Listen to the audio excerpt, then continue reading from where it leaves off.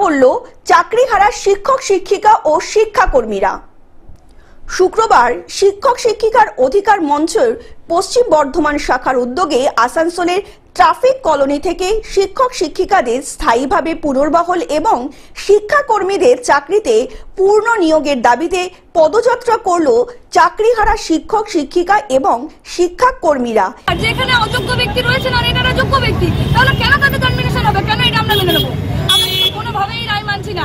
এই রায় হচ্ছে অত্যন্ত নক্কারজনক রায়। যার রায় যিনি দিয়ে থাকেন, সিজিআই দিয়ে থাকলেও কিন্তু অত্যন্ত নক্কারজনক রায়, ধিক্কার জানাচ্ছি আমরা রায়ের প্রতি।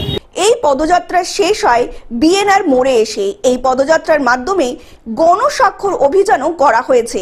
এই স্বাক্ষর পত্রটি রাজ্যপালকে দেওয়া হবে বলে জানিয়েছেন চাকরিহারা শিক্ষক শিক্ষিকারা।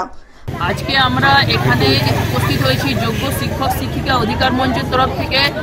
যারা শিক্ষাকর্মী আছে এবং শিক্ষক শিক্ষিকা যারা আছে তারা আমরা এখান থেকে পদযাত্রা করব বিএনআর পর্যন্ত।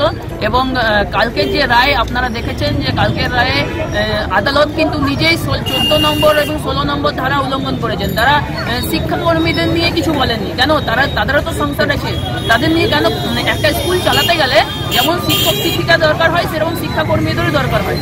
তো আমরা কালকে দেখেছি এই রায়ে আমরা একদম সমর্থন করছি না এবং আমরা এরপরে রিভিউ পিটিশন করব এবং রিভিউ পিটিশনে যাতে সরকারকেও অনুরোধ করব বা সরকারের উপর দায়িত্ব যে সরকার কিভাবে রিভিউ পিটিশন করে আমাদের জিতিয়ে আনবে।